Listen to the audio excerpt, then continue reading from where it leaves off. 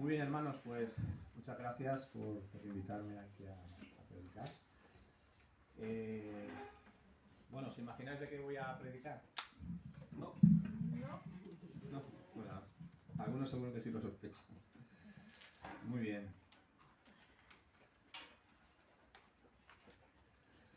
Vale, pues vamos a ir a Marcos, capítulo 16, versículo 15, que dice así: Y Jesús les dijo: Id por todo el mundo y predicad el evangelio a toda la creación. Bueno, en esta mañana vamos a hablar de la Gran Comisión.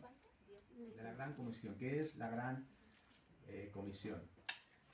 En algunas iglesias, y también en libros que he leído, se dice que la iglesia existe realiza tres cosas principales, ¿no? Que es la adoración, esa es la primera, la comunión, tener comunión unos con otros, ¿no? Comunión, koinonía, ¿no? Que es comunidad, hacer comunidad. Y la tercera cosa es evangelizar. Evangelizar. Normalmente las iglesias hacen la primera y la segunda parte, ¿no? Suelen tener, muchas iglesias tienen un buen grupo de alabanza, un buen grupo de adoración, de alabanza. También hay iglesias que se reúnen como esta, en grupos pequeños, en grupos caseros, se realizan retiros, etcétera, etcétera, para tener comunión, ¿no? Tenemos comunión cuando oramos juntos, cuando compartimos juntos, cuando ayudamos a alguien. Pero no todas las iglesias tienen el tercer punto, que es la evangelización, ¿no? Entonces, bueno, se deja un poco a que cada uno evangelice ahí como puede, por su cuenta, evangeliza a sus amigos, a sus... etcétera. Pero como iglesia no lo hace. Como iglesia no lo hace. Bueno, vamos entonces a profundizar un poquito en estas cosas, ¿no? Jesús cuando resucita, de sus últimas palabras fueron estas que hemos leído en el Evangelio de Marcos. Es decir, lo que se llama la Gran Comisión. La Gran Comisión. ¿Qué significa la palabra comisión? ¿No? Comisión significa tarea, encargo, ¿no? Es decir, Jesús nos ha dado una tarea que tenemos que hacer. Nos ha encargado algo que tenemos que hacer. Nos ha dado un mandato, eso también sería la palabra comisión, ¿no? Nos ha dado una misión que hacer, ¿no? Una tarea. Entonces, él dijo: yo me voy, os dejo el Espíritu Santo, porque no vais a estar solos, pero os dejo una tarea que realizar y tenéis que realizar. Y curiosamente esa tarea la encontramos en los 4 evangelios. En los 4 evangelios se nos habla de la Gran Comisión. Hemos leído en Marcos 15, 16, que dice, ¿no? Jesús les dijo: id y predicad el evangelio a toda criatura, ¿no? El original dice a toda la creación. Entonces ahí se nos está diciendo la magnitud de esta tarea, ¿no? Lo que abarca toda esta tarea. Tenemos que predicar a todas las personas el evangelio de Jesucristo. Por ejemplo, en Juan 20, 21, Jesús dice: como el Padre me ha enviado, yo os envío.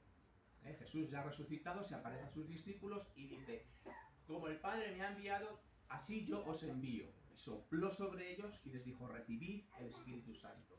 Entonces ahí en Juan se nos está diciendo el modelo de cómo debe ser esa gran comisión, ¿no? Marcos nos habla de la magnitud, Juan nos habla del modelo, es decir, al estilo de Jesús, ¿no?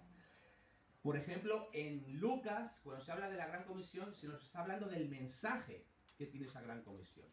Jesús se aparece a sus discípulos y les dice en Lucas 24, 46, 47, dice: así es cierto y así fue necesario que el Hijo del Hombre padeciese y fuese resucitado al tercer día, para que en su nombre se predicase el arrepentimiento y el perdón de los pecados. Ahí está el mensaje.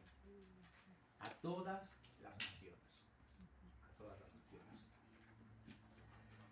Y por último, Mateo, al final de su evangelio, en los últimos versículos, en Mateo 28, 19 y 20, ¿no? Pues Jesús les dice, id y haced discípulos. Ahí nos está diciendo el método que tenemos que utilizar. Id y haced discípulos a todas las naciones, bautizándoles en el nombre del Padre, del Hijo y del Espíritu Santo, enseñándoles a que guarden todas las cosas que yo os he mandado. Pero recordad que yo estoy con vosotros hasta el fin del mundo. Y podemos añadir por último, en Hechos de los Apóstoles, se nos dice el medio, que es a través del Espíritu Santo, a través del poder del Espíritu Santo. Bueno, Jesús está con ellos, resucitado, y les dice, pero recibiréis poder cuando haya venido sobre vosotros el Espíritu Santo, y seréis mis testigos en Jerusalén, en Samaria, hasta lo último de la tierra. Este es el primer punto, la gran comisión. Sobre esto se podría hacer una predicación extensa, ¿no? Porque nos están dando las claves, ¿no? Juan nos dice cuál es el modelo. Marcos nos dice la magnitud, ¿no? Lo que tenemos que abarcar en esta proclamación del mensaje. Lucas nos dice el mensaje, el arrepentimiento y el perdón de los pecados, es lo que tenemos que predicar. Y Mateo nos dice la metodología, ir y hacer discípulos. Eso las iglesias no lo hacen, ¿no? Porque cada uno de nosotros tendríamos que tener discípulos, tendríamos que multiplicarnos, ¿vale? Bueno, esa sería otra predicación de cómo Jesús hace discípulos. De hecho, estaba dudando si predicar sobre eso. ¿Cómo Jesús hace discípulos? ¿Cómo Jesús hace discípulos? Bueno, entonces Mateo nos da la metodología.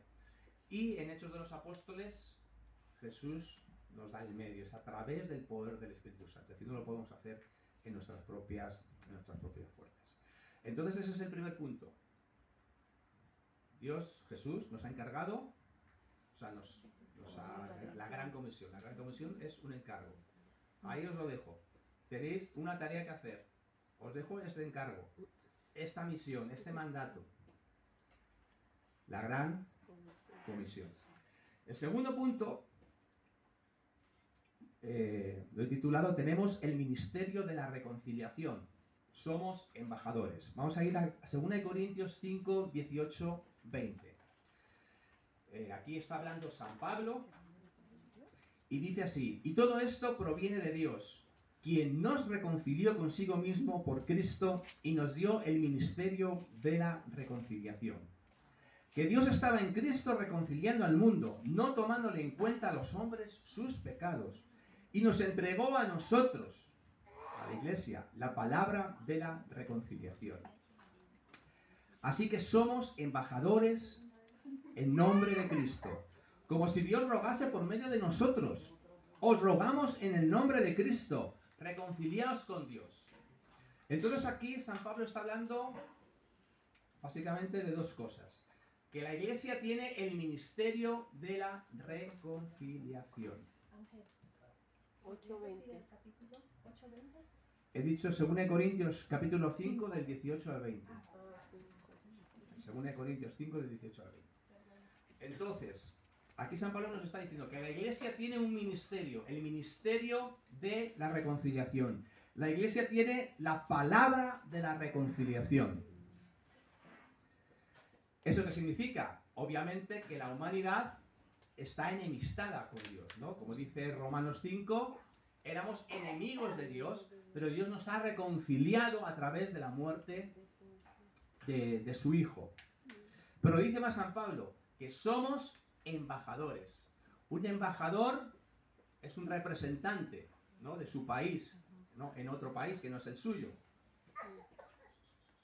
Y esta mañana hablábamos, ¿verdad?, de la embajada de Estados Unidos. Si tú vas a la embajada de Estados Unidos y haces algo contra la embajada, es como si lo estuvieses haciendo contra los mismos Estados Unidos. O sea, te la puedes cargar.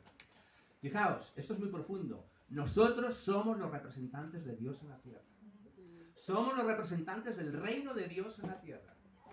Dios tiene un reino, Jesucristo tiene un reino, el reino de Dios, y nosotros somos sus representantes.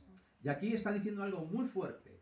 La Iglesia, como representante de Dios, como embajadores de Dios, tiene que ir al mundo y dar la palabra de la reconciliación, porque tiene un ministerio, el ministerio de la reconciliación. Y esto no es solamente para predicadores ni para pastores, no. Aquí está hablando de toda la Iglesia. En Efesios hay un momento que también San Pablo dice que Dios ha puesto en la iglesia a unos apóstoles, a otros profetas, a otros evangelistas y a otros pastores y maestros. Son dones, aquí serían personas como dones, ¿no? Que han sido dados a la iglesia. ¿Pero para qué? Estas personas lo que tienen que hacer es equipar, dice en Efesios, ellos equipan a los santos para que ellos hagan la obra del ministerio. ¿Qué es la obra del ministerio? Bueno, aquí a lo mejor puede haber muchas interpretaciones, pero lógicamente, por excelencia, la obra del ministerio tiene que ser el ministerio de la reconciliación.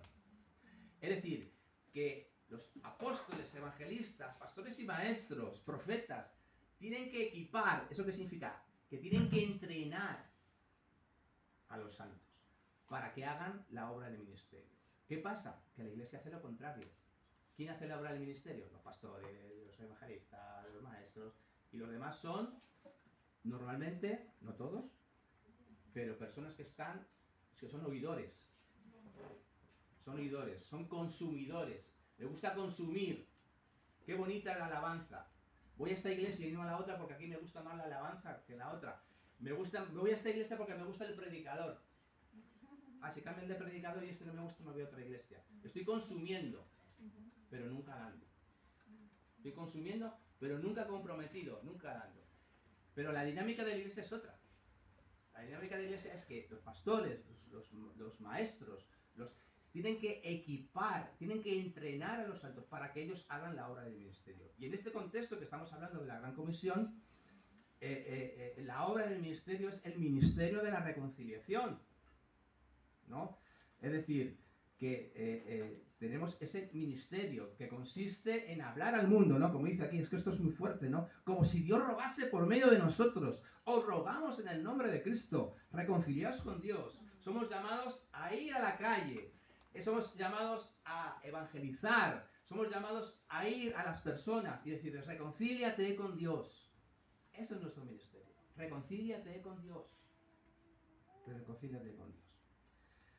Ese es el segundo punto.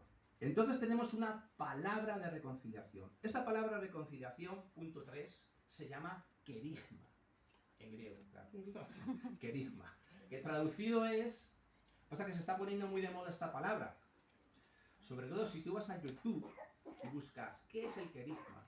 Te vas a encontrar cientos de vídeos, pero todos católicos. Todos católicos. El único vídeo evangélico es el mío. Y no lo vas a encontrar en las primeras puestos. Vas a pasar y no lo vas a encontrar porque no sé dónde está. Pero ¿qué es el kerigma? ¿Qué es lo que están descubriendo los católicos? ¿No? ¿Qué es el kerigma? Kerigma significa anuncio, significa proclamación. Es el primer anuncio que hizo la Iglesia. Es el discurso de Pentecostés. En Hechos de los Apóstoles encontramos 8 discursos kerigmáticos. Es decir, de proclamación, ¿no? ¿Y qué se proclama? O sea, ¿cuál es el contenido del kerigma? ¿Cuál es el contenido? Pues es Cristo, que Jesucristo está vivo. En el kerigma se nos va a hablar de su ministerio, de su muerte, su resurrección, su glorificación, y se va también a hablar en el kerigma de cuáles son sus títulos, que Él es Salvador, que Él es Señor y que Él es Mesías. Principalmente te vas a encontrar que ese es el mensaje, ¿vale? También te vas a encontrar que puede haber otros elementos, ¿no? Por ejemplo, cuando el mensaje está dirigido a los judíos, se suele mencionar las Escrituras, ¿no? Que Dios ha cumplido la promesa hecha a Abraham y hecha a David. Por ejemplo, si el kerigma, el mensaje, el anuncio de salvación, el mensaje de salvación es a los incrédulos, eso no se suele citar. ¿Por qué? Porque un incrédulo no tiene la cultura judía, entonces eso no le va a decir mucho, ¿no? Entonces, bueno, es decir, que puede haber diferentes matices, pero el núcleo, el mensaje siempre es el mismo. Y es que Jesucristo ha venido, ha muerto y ha resucitado y ha ascendido a los cielos, ¿no? Su glorificación. Cuando se habla el querigma, por ejemplo, a los gentiles, no se habla de la glorificación, sino se habla de que Jesús vendrá a juzgar a vivos y muertos, ¿no? Es decir, estos 8 discursos querigmáticos, hay 5 de ellos que son más extensos, ¿no? Los otros 3 son más cortitos, incluso uno está inconcluso, ¿no? Porque estaban Pablo y Bernabé en Listra, sanaron a un cojo, y ¿qué pasó? Que los habitantes de allí los confundieron con dioses, ¿os acordáis? ¿No? Y entonces ellos empezaron a predicar, pero no les dejaron terminar, ¿no? Entonces los discursos más extensos del querigma te lo vas a encontrar en el capítulo 2, en el capítulo 3, en el capítulo 10. Están proclamados por por Pedro.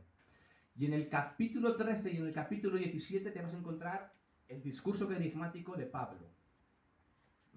Esos son los más extensos. Y vas a ver que básicamente es esto que os estoy diciendo. Puede a lo mejor faltar un elemento en uno, pero luego aparece en el otro y viceversa, ¿no? Pero el núcleo es eso, que Jesucristo ha venido a morir por nuestros pecados, ha muerto, ha resucitado. Entonces el querigma es un mensaje dirigido a los no creyentes, porque es el mensaje de salvación y siempre es el mismo.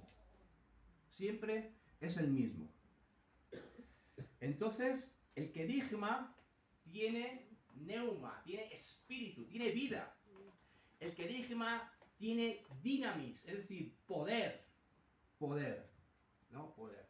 Porque esta es la palabra de fe que predicamos, ¿no? Dice Pablo, porque la fe viene por el oír y por el oír la palabra de Dios. Pero en este contexto está hablando del querigma, ¿no? Nosotros normalmente lo aplicamos, ¿no? ¿Quieres tener una fe? Pues lee la Biblia, ¿no? Vale, eso está bien. Y es verdad. Pero ahí cuando Pablo está hablando en Romanos 10, de que la fe viene por el oír y por el oír la palabra de Dios, ahí se está hablando por anunciar el querigma, por anunciar este querigma en el poder del Espíritu Santo, ¿no? Tiene poder, tiene dinamis, tiene la capacidad de tocar el corazón, de traspasar. Y es un mensaje para los no creyentes. Para los no creyentes. Por eso hay que distinguir el querigma de la didaqué. La didaqué es la enseñanza, es la instrucción, ¿no? Es cuando enseñamos doctrina, ¿no? Cuando viene aquí alguien en el púlpito y enseña sobre, como el otro día Juan Carlos, sobre los dones del Espíritu Santo, eso es enseñanza, ¿no? La enseñanza puede tener muchos temas. Se puede hablar del amor de Dios, de los dones del Espíritu Santo, se puede hablar qué dice la Biblia sobre el divorcio, qué dice la Biblia, yo qué sé, sobre cualquier tema. Entonces, la enseñanza va dirigida a los creyentes para edificar su fe, para crecer en su fe. Es el alimento que recibe el creyente, la palabra de Dios, ¿no? Y hay cantidad de temas, ¿no?, a tratar. Pero el querigma, no, el querigma es siempre el mismo, porque es el mensaje de salvación y está dirigido a los no creyentes. Y en cambio, la didaqué, es decir, la enseñanza, la instrucción, la doctrina, es para los creyentes. Es para los creyentes. ¿Vale? Eso no significa que en una enseñanza se explique qué es el querigma, como lo estoy haciendo yo ahora, ¿no? O que se incluya en la enseñanza, se hable de Jesús, de la muerte y de su resurrección, obviamente. Es decir, en la enseñanza puede estar incluido el querigma, pero no tanto como proclamación, ¿no? Tenemos una palabra poderosa. Tenemos una palabra poderosa. La palabra de la reconciliación, el querigma. Tenemos algo explosivo y tenemos que explotarlo. Tenemos que ponerlo en práctica. Entonces aquí he hecho esta distinción entre el querigma y didaqué. Voy a hacer ahora también, voy a mencionar también el querigma y la oración por los enfermos. El querigma y la oración por los enfermos. La oración por los enfermos, solamente por orar por los enfermos, puede estar muy bien, pero eso está incompleto. Eso no es el patrón bíblico. Eso no es el patrón bíblico. El patrón bíblico es que se anuncia el plan de salvación, es decir, el querigma, y luego se ora por los enfermos. Esto lo vemos en Lucas 9. Cuando Lucas 9 envía a los 12 discípulos, les dio poder y autoridad para sanar enfermos, echar fuera demonios. Y el versículo 9 dice, y los envió para predicar, es decir, para anunciar, para proclamar y para orar por los enfermos. ¿Vale? Entonces no se ora solamente por los enfermos. Eso está incompleto. Primero hay que orar, primero hay que proclamar el querigma y luego ya se ora por los enfermos. Esto lo vemos también en Lucas 10 cuando envía a los 70. ¿No? Dice, la casa que os recibiesen, orad por los enfermos que hay en ella, pero anunciarles que el reino de Dios está entre nosotros. Hay que anunciar el reino, hay que anunciar el querigma, hay que anunciar que Jesucristo está vivo, que ha muerto por nuestros pecados. Y luego ya se ora por los enfermos, por supuesto. Por supuesto. Y luego lo vemos en Marcos 16, 19 y 20, en los últimos versículos, que dice que cuando Jesús fue ascendido arriba en el cielo, a la diestra del Padre, de que salieron los discípulos predicando. Y dice, y el Señor los ayudaba. El Señor colaboraba con ellos, los ayudaba. Y confirmaba las señales, ¿no? Se predicaba la palabra y Jesús confirmaba las señales que seguían a los que creían. ¿No? Si lees el Marcos 16, ¿no? Cuando dice... y si predicad el Evangelio a toda la creación y seguirán estas señales, ¿no? Entre esas señales está orar por los enfermos, echar fuera demonios, etcétera, etcétera, ¿no? Y entonces al final del Evangelio, ¿no? Dice que los discípulos salieron a predicar la palabra y el Señor los ayudaba confirmando las señales que les seguían, ¿no? Entonces vemos que el patrón es anunciar el querigma, anunciar la proclamación. Por eso los católicos están descubriendo esto. ¿Por qué? Porque ellos están hablando ahora de una nueva evangelización. Ellos quieren evangelizar. No. Y entonces dicen, ¿cómo lo hacían los primeros discípulos? Y entonces están volviendo a las raíces. Es que ellos lo hacían a través del querigma. Claro, es que es así. ¿Vale? Bueno, entonces... y Pablo también lo vemos. O sea, Pablo, hay un versículo... en Romanos 15, del 18 al 19, y dice Pablo, no os haría hablar de otra cosa sino de lo que Cristo ha hecho a través de mí, para obediencia a los gentiles, a través de la palabra y de las obras, con poder, con potencia y con prodigios. Y he llenado desde Jerusalén hasta el Ilírico, todo lo he llenado del Evangelio, ¿no? Y Pablo seguía el mismo patrón. La palabra y las obras. Obras con poder, con prodigios, señales y maravillas. Ese es el patrón. Ese es el punto 3, el querigma. Pasamos al punto 4. Esta palabra que hemos dicho que está viva, que tiene poder, que tiene fuerza. Dice Pablo en 2 Timoteo 2:9, dice, en el cual sufro penalidades a prisiones de modo de malhechor, mas la palabra de Dios no está presa.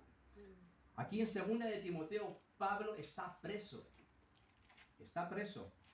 por segunda vez, y ya la primera vez le soltaron y pudo seguir viajando y tal, pero aquí ya le quedaba poco tiempo y él lo sabía.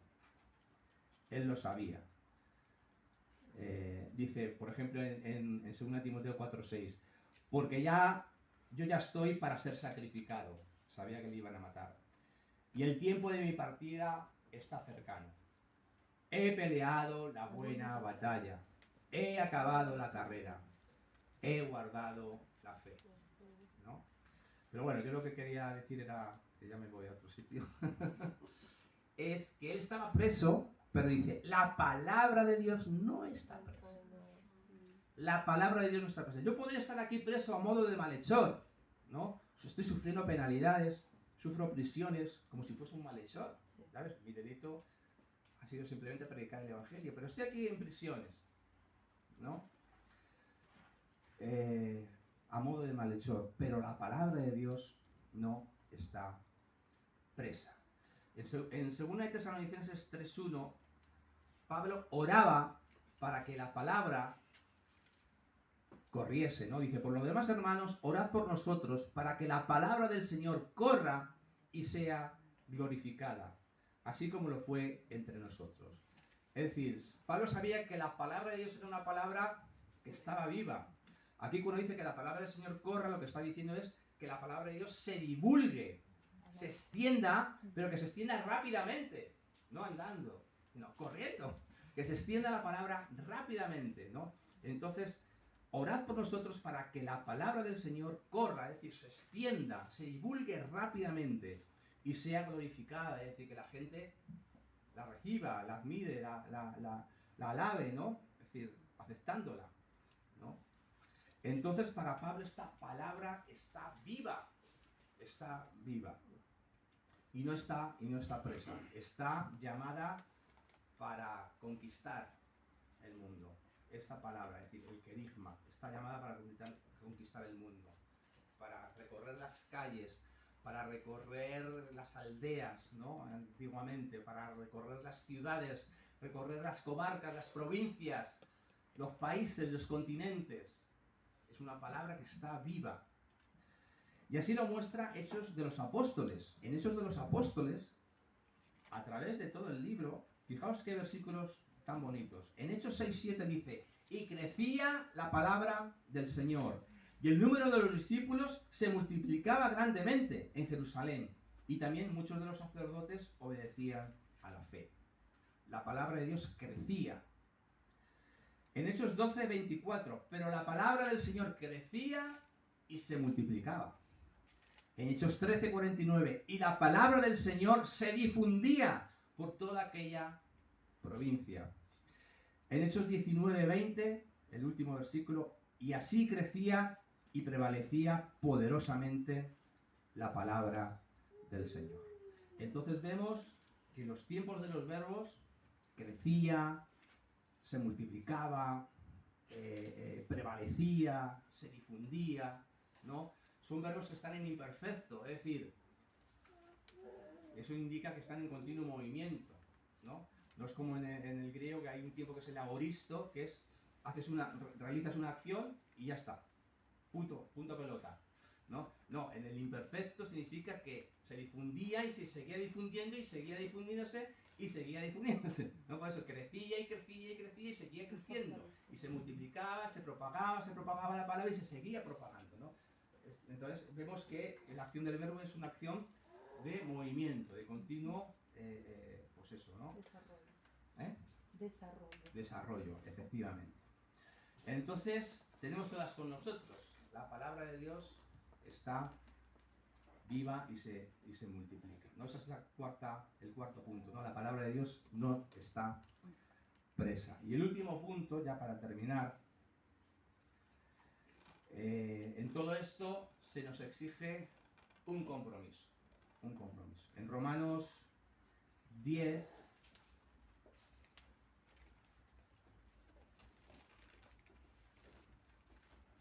ahora os digo el versículo que no lo tengo ahí apuntado.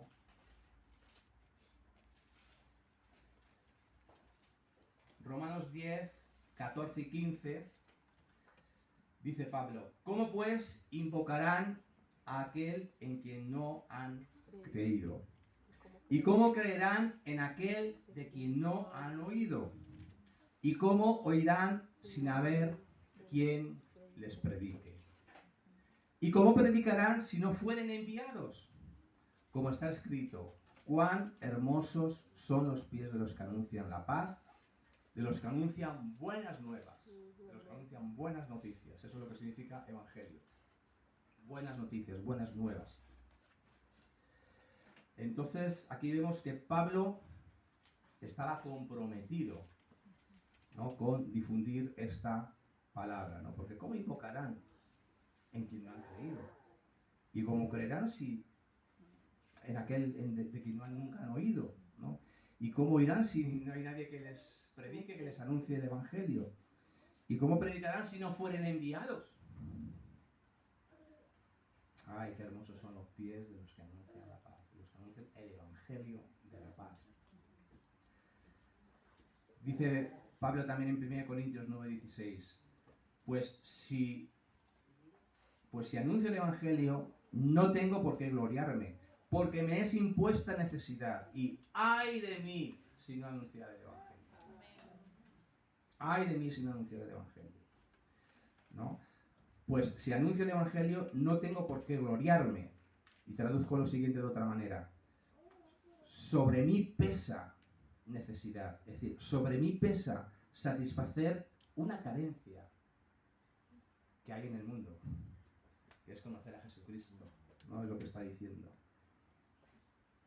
Si anuncio el Evangelio, no tengo de qué gloriarme, ¿no? Porque estoy bajo el deber de hacerlo, ¿no? Está diciendo Pablo, ¿no? Sobre mí pesa, ¿no? Satisfacer una carencia, una necesidad, que es que la gente necesita conocer a Jesucristo. Ay de mí si no anunciaré el Evangelio, ¿no?